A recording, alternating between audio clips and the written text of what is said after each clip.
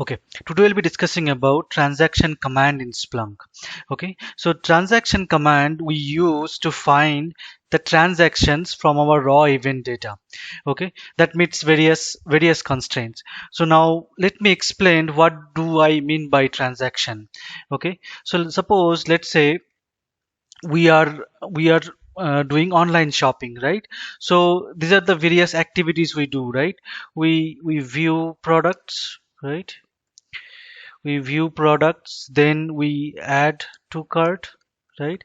Then we can see other products as well. View other products, add to cart as well. And sometimes if we don't like the older products we already added to cart, we can remove them as well, right, from our cart. Okay, so the final cart, whatever we have, we place the order to purchase, right? Place the order for purchase. So you can think about it, this whole set of activities as a single transaction, right? For a single user, whatever the activities he or she has done for a particular session in, let's say, Amazon.com, right? So for a particular user, what are the actions he or she has done? Okay, so we can think of it as a single transaction, correct?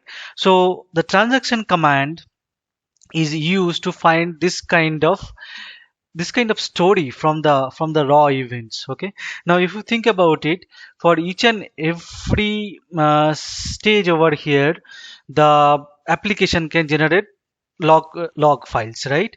The raw event data, right? So our intention is to use the transaction command to find this whole stuff. Okay, so this is how transaction command use. So basically if you see it over here, transaction command is grouping events, right, based on certain conditions. So we'll see how to define a transaction as well. Okay, so now if you may heard of the another command called stats, right? That is also used for grouping events, but the stats command do the statistical calculations as well, like average, sum, like that stuff, right? uh, so but the transaction command is basically grouping the raw events. It do not do any kind of statistical calculations over there. Okay, that is the main distinction between stats and transaction command. So if you need to perform statistical calculations on your event fields, you better use stats commands. Transactions commands are more for to finding this kind of story from your raw events. Okay, so now let me show you my data setup. So in this tutorial I have used the data from Splunk sample tutorial data. If you heard about the access combined data, right? So if you see the raw events over here, so let me show you some of the events what I'm talking about. Search action equals to star. Okay, now if you see this events, these raw events are basically that Buttercup games online shopping. From there this raw events has been generated, right? If you see, there are a lot of actions point here. So what I'll do is I'll highlight them. If you remember, from Splunk has a command called highlight. What it will do is it will highlight that corresponding text whatever I am mentioning over here. Okay, so if I just run the query again, so if you see here in this particular raw event, some action add to cart happened, right? If I just expand the event details, the action is add to cart over here. Okay, now there are other events like action equals to purchase over here, right? Action equals to purchase over here. There must be other events for action equals to view, something like that, right? Now I will be using transaction command to find out what's going on for a particular user for a particular session. Okay, so to know, if you see from the raw events, it is really difficult to tell what's going on over here until and unless you are using transaction command and make them viewable. Okay, so let us do that one. So for that, what we'll do is we'll be using transaction command. So this is the syntax of the transaction command. The command name is transaction. Okay, now transaction command has lot of option, like, okay, let me show you that one as well. So I think I'll show it from here. So transaction command has lot of option called transaction definition options, memory control options, and rendering options. We'll be discussing those options as well today.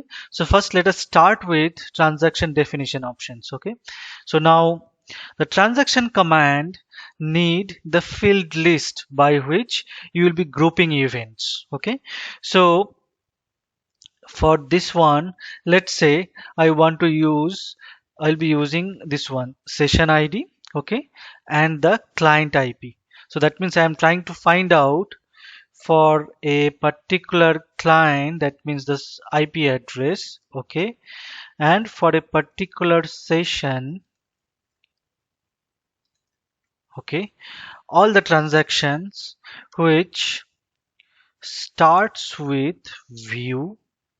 Okay, that means the event, okay, have this view here in the start with. You can give any kind of eval kind of expression over here. That means if I give start with equals to view, it will filter all the events which have view as one of the string over there. It will search for the string, and it will end with is the another option which will say purchase. Okay, so I want to find all the transaction like this. Okay, so let's see what transaction command is doing over here. Okay, now if you see it over here, let the query run. It filters 1712 events, right? So now if you see, these are my IP address, right? If I just analyze this particular grouping, if you see this, these are the two events basically transaction command has given me together, right? So this is my IP address for those two events, right? And if you see my action is over here is view, correct? And let me also highlight the action and this one.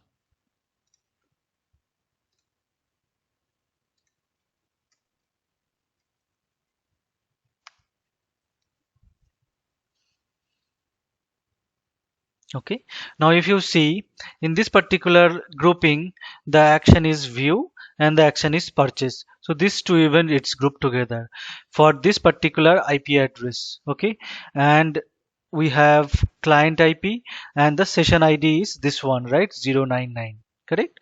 So now similarly it has created this one as well as another list, right?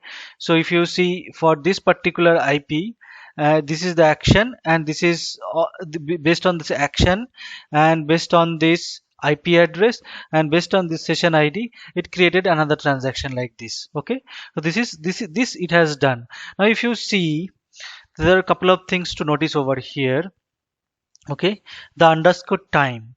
Now, transaction command always take the underscore time value of its first, or the event which starts the, which is basically starting the transaction. Okay, that means the event which is has the least underscore time value. So that's why it is taking this value over here. It has not taken this value over here. For this guy, it has taken 6/18/55. If you see it over here. Okay, so this is the one. Now, if I expand a particular transaction event list, okay, if you see over here, there are multiple fields which has multiple values. Okay, so that means transaction is grouping them. Maybe I'll open another good example over here. Okay, so now if you see in my action field, I have add to cart, I have purchase, I have view. Okay, so that means the if you get the value of the action field, it will give you this one, a list. Okay, mv field. Similarly for bytes and other fields. Okay, so that means transaction is giving me a list of events where only the underscore time it is taking from the earliest event. Okay, the host source type value it is taking for that all those events. For rest of the fields, it is creating a multi-value field. Okay, so this is the technicalities of the transaction command output. Now transaction command has a lot of other inputs as well. Let us discuss them as well. Now before we discuss them, transaction command when runs, it creates two extra fields. One is duration. If you see it here, is the total duration for this particular transaction. That means the earliest and latest time, the range, right? If I just expand this particular event, the duration field is 1. That means 59 minus 58. Now if I expand this guy over here, 55 to 57, right? So that's why my duration field is 2 over here.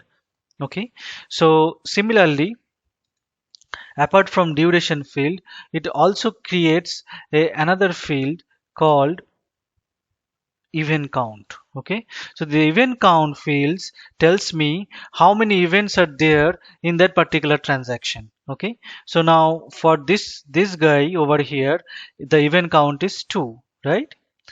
And this guy over here, the event count is 5, because there are 5 events in this particular transaction. Okay, so this is how transaction works. Now let us talk about other fields. So that means, so let's go back over here.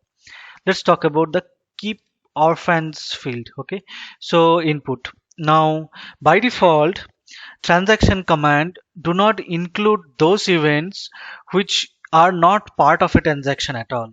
That means I am in this case, let us define another transaction. Okay, I'll be explaining that. Let's say I want to group events based on action field. So as I said, technically transaction command is doing the grouping of events, right? So transaction based on action field. So if I just run it, so what it will happen now, if you see, if I just highlight the action field again.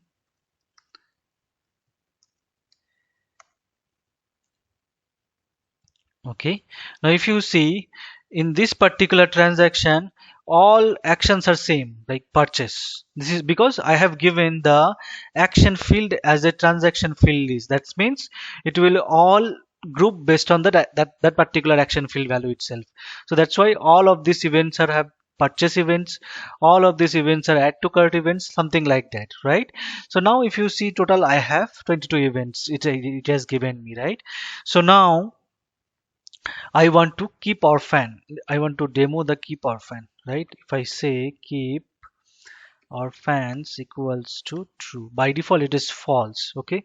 Now if I just give keep orphans equals to true, it will give me more events. If you see it over here, 19,836 events it has given me, right?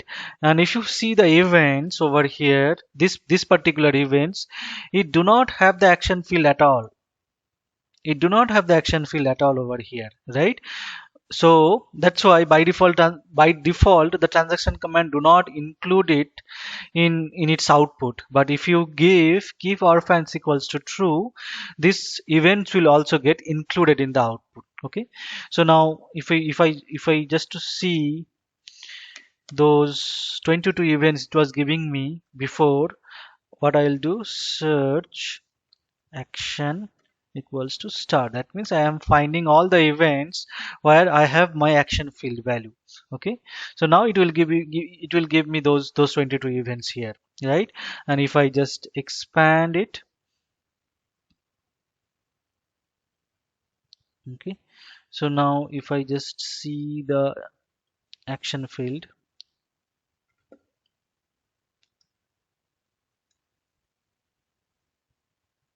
right, here is my action field over here. So this is how the keep orphan works. So let us go back to our original search. Okay, so I'll just, so by default the keep orphan is false. Okay, so let us not include this one. So I'll just remove this one as well. So this is our transaction based on the action field. Okay, so now let's move on. Let's talk about max span and max pause. Okay, now max span is basically telling me the include so basically let me draw a diagram, small diagram over here. Okay, so in your transaction we have lot of events, right? Event 1, event 2, event 3, right? This is let's say this is my transaction 1, transaction 1. Okay, and for my transaction 2 I have I have 4 events. Okay, so now the max span is basically telling me the time of this earliest event and the time of this latest event, what is the maximum gap can be possible. Okay, so that is the max span, and max pause is basically telling me the gap between the events. Okay, so that means the maximum gap between any two events in a particular transaction. Okay, so when we give max span and max pause based on that value, Splunk creates a new transaction. That means suppose I am giving a max span of 1 second over here. That means the event number 3 time and the event number 1 time. Okay, so there will be the maximum gap will be 1 second. If there is any event which is falling outside of it, okay, even though it is satisfying the transaction command mm, criteria, other criteria, it will the Splunk will create a separate event or separate transaction for that. Okay, let me demo it to you. For that, what I'll do is I will I will take this particular record. Okay, so for a particular GSSN ID, client IP, so as we have done it before, we will see all the transaction which starts with view and purchase, ends with purchase. Okay, I filter it for a single client IP 198.35.1.75. Okay, so now if you see it over here, we will see how the max span works. Okay, so now if you see, I got almost 9 transactions over here. Okay, based on this combinations. Now if you see the first transaction, I have a gap of 58 to 59, right? The earliest and latest. Here also I'll do is I will highlight the action so that we will understand what's going on over there.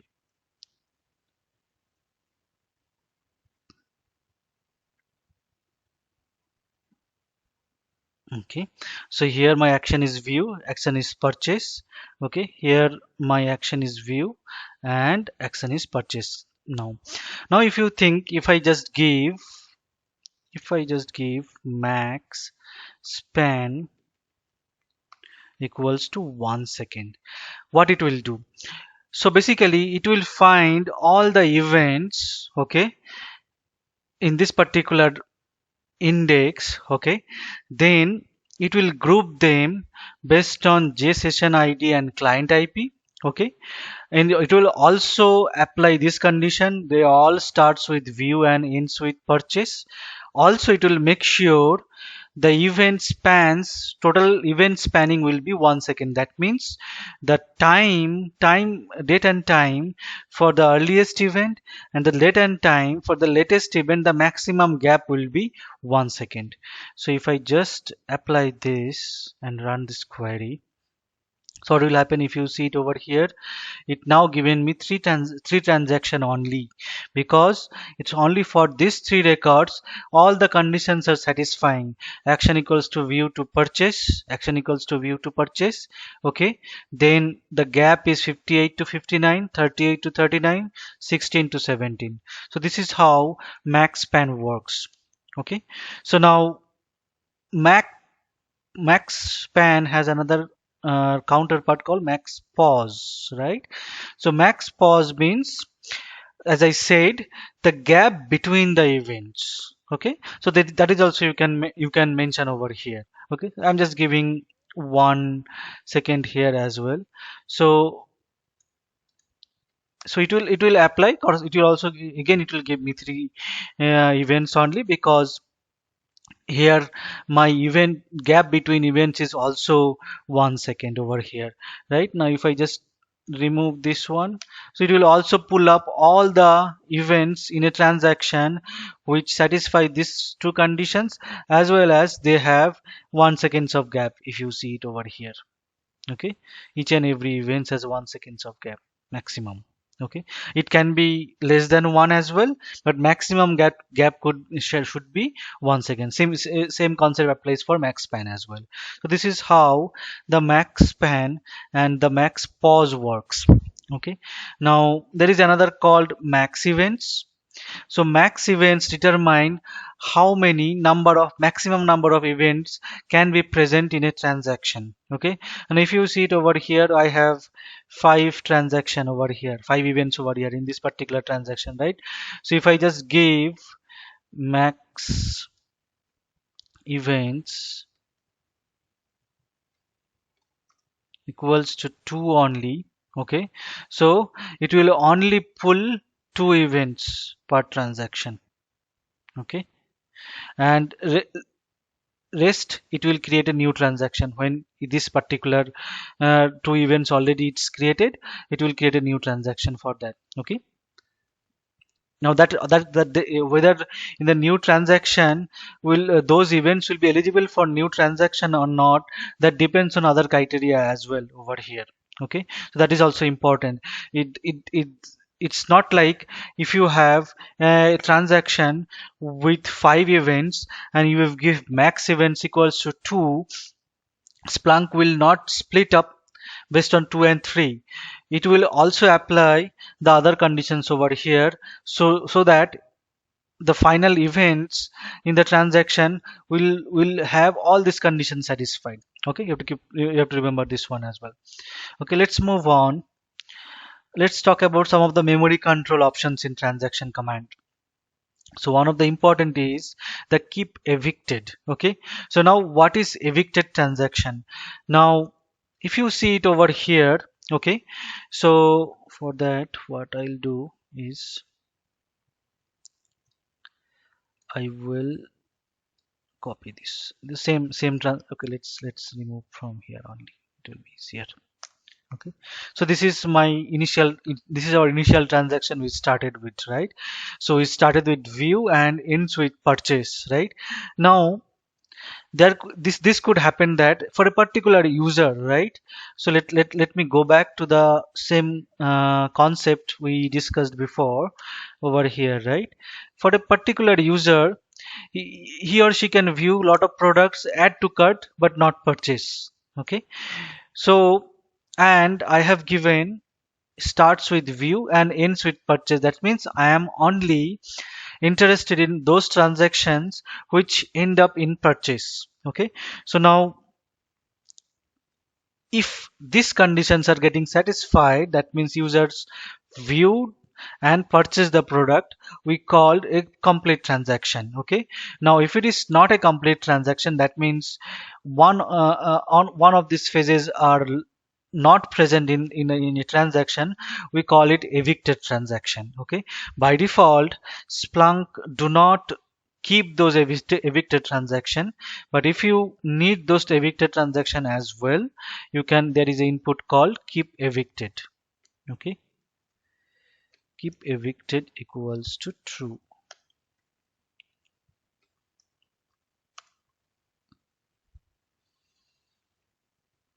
Now let us see what's going on over there. Okay, so now if I just highlight similar way,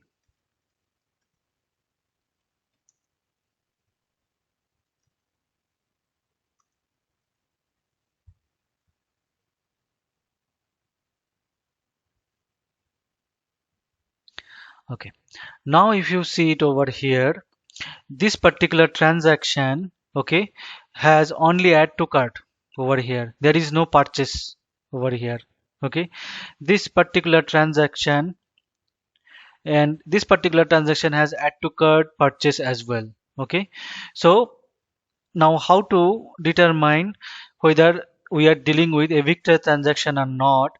There is a field created by transaction command called closed underscore transaction. Okay, so for evicted transaction, the close underscore transaction will be 0. So if I just search only the evicted transaction, so this is how you will be searching it. Closed underscore transaction equals to 0. Okay, this will give you all the evicted transaction, which is non-completed transaction. You can see it over here. Okay, so if you see it over here, it has removed add to cart but no view. That's why it is also considered as a evicted transaction. And if you want all the completed transaction, you need to find it as a closed transaction equals to 1. Okay, so now this is how the keep evicted works. Now if you see the Splunk documentation, for keep evicted, okay, now Splunk set the close transaction equals to 1 for this kind of scenario when the max events or max pause or max span satisfies, right? Also the start switch satisfies because transaction command sees the event in reverse time order. Okay, so it closes the transaction when it satisfies the start condition. Okay, so this is one of the important point over here. If the transaction command is matching the start condition, that means if the start condition is matching, it is already considering the transaction as a evicted as well. Okay, apart from start switch, this max event max pause also max span also governs the closed underscore transaction equals to 1 field value. That means evicted transaction or non-evicted transaction. Okay, so now let us move on. Let's talk about max open events. Okay, so now for evicted transaction, how many events you can keep in your transaction, that you can govern as well using the max open events. So if I just search for close transaction 0, okay, keep evicted equals to true, max open events equals to 2. That means for non-evicted, that means non-closed transaction, I just wanted to see maximum of 2 events mm, uh, per transaction. This is how you govern that event combination. Okay, so this is how it works. If you see all maximum, each and every transaction has maximum 2 events over here. This is a this is evicted transaction. Okay, so let's move on. Let's talk about transaction rendering options. Okay, so now if I just go back over here, okay, to our initial list. So I'll just remove this. I'll just remove this one as well. Okay, so this is our initial transaction query, right? So now if you see it over here, I'll choose this guy, second transaction. Okay, the action field. Now if you see, action field is add to cart purchase view. That's a proper sequence, right? Let's see this one, add to cart purchase remove view. Now it may happen that based on,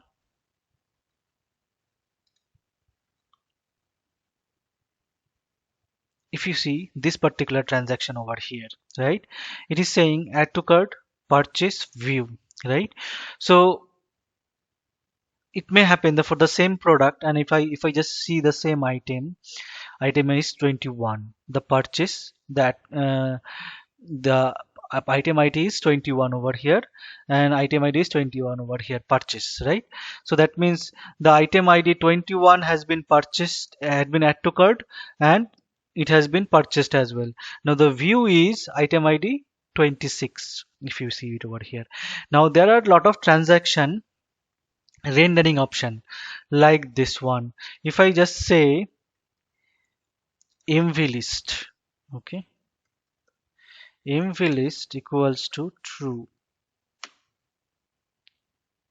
So it's basically when I say mv list equals to true, what Splunk does for all the selected fields. Let me add the action to my selected field as well.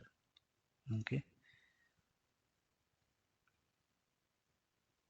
it will be easier to see.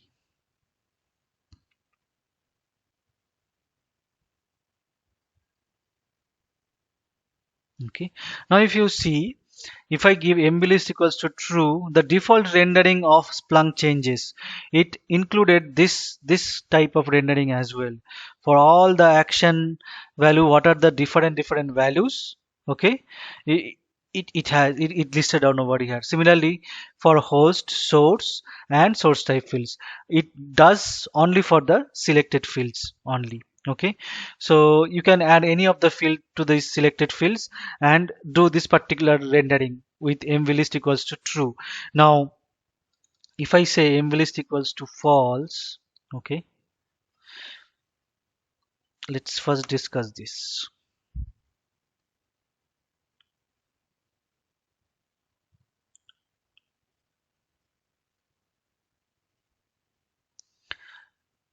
Now if you see, when we give mvlist equals to false, we do not know by this action.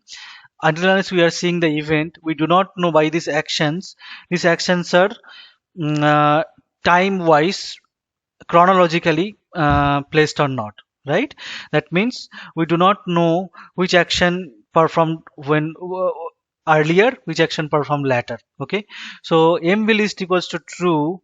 Make sure that those actions value, when it is as a when it is rendering as a multiple values, right, multiple values of actions, it is chronologically placed as well.